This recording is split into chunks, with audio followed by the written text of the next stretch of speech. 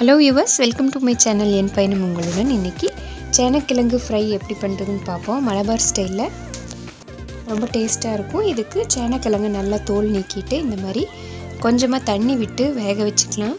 குக்கரில் கூட போட்டு நீங்கள் ஒரே ஒரு விசில் வச்சு ஆஃப் பண்ணிடலாம். அதிகமாக வேக வச்சிடக்கூடாது. சேனக்கிழங்கு நல்லா வேகட்டும்.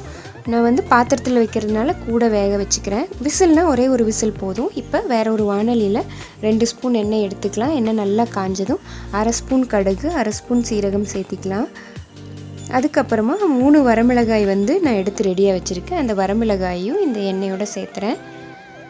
10 கருவேப்பிலையில் எடுத்து வச்சுருக்கேன், அதையும் இதோடு சேர்த்திக்கிறேன். வேறு எதுவுமே நம்ம சேர்த்த வேண்டியதில்லை. சேனக்கிழங்கு வறுவலுக்கு இந்த மாதிரி பண்ணாலே ரொம்ப டேஸ்ட்டாக இருக்கும். இப்போ வேக வச்சு வடித்து எடுத்து வச்சுருக்க அந்த சேனக்கிழங்கை இதோட சேர்த்திடலாம். தண்ணி கொஞ்சமாக போதுமான அளவு விட்டோம்னா தண்ணி சுத்தமாக வற்றிடும். தண்ணி கொஞ்சம் கூட விட்டோம்னா தண்ணியை வடிக்க வேண்டியிருக்கும். அதனால் வடித்து நம்ம இந்த மாதிரி சேர்த்திக்கலாம். குக்கரில் வச்சா ஒரே ஒரு விசில் விட்டால் போதும். 1 ஸ்பூன் மஞ்சத்தூள் சேர்த்திக்கிறேன். இதோட 1 ஸ்பூன் அளவுக்கு பெப்பர் பவுடர் சேர்த்திக்கிறேன், குருமிளகுத்தூள். கூடவே 1/2 ஸ்பூன் அளவுக்கு மிளகாய்த்தூள் சேர்த்திக்கிறேன்.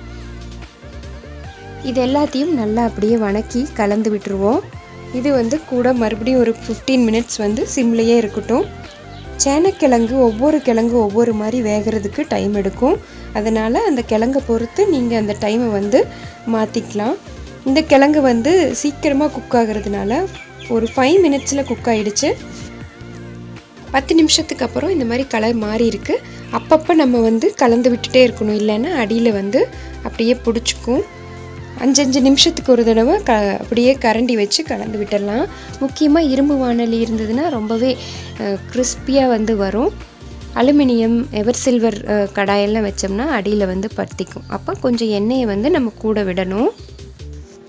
கம்ப்ளீட்டாக நீங்கள் எவர் சில்வர், அலுமினியம் யூஸ் பண்ணும்போது சிம்லேயே வச்சு பண்ணுறது நல்லது. 5 நிமிஷத்துக்கு ஒரு தடவை அப்பப்போ கலந்து விட்டுட்டே இருந்தோம்னா அடி பிடிக்காமல் கருகாமல் நல்லா கிறிஸ்பியாக நம்மளுக்கு இந்த வறுவல் கிடச்சிடும். முக்கியமாக இது சேனக்கிழங்கு கையை அரிக்காமல் இருக்கிறதுக்கு கையில் எண்ணெய் தேய்ச்சிட்டு அப்புறமா இதை கட் பண்ணோம்னா கையில் அரிக்காது. அதே போல் தண்ணியில் போட்டு வச்சிடணும். தண்ணியில் போடும்போதும் சும்மா தண்ணியில் விட்டுட்டு எடுத்துகிட்டு இருந்தோம்னா எச்சா அரிக்க ஆரம்பிச்சிடும். அதனால் தண்ணியில் படாமல் அந்த கிழங்கை போட்டுடணும். ஸோ நல்லா குக் ஆகிடுச்சு. முருகலாக நம்மளோட சேனக்கிழங்கு ஃப்ரை ரெடி ஆயிடுச்சு. நீங்களும் இதை ட்ரை பண்ணுங்கள். தேங்க்யூ.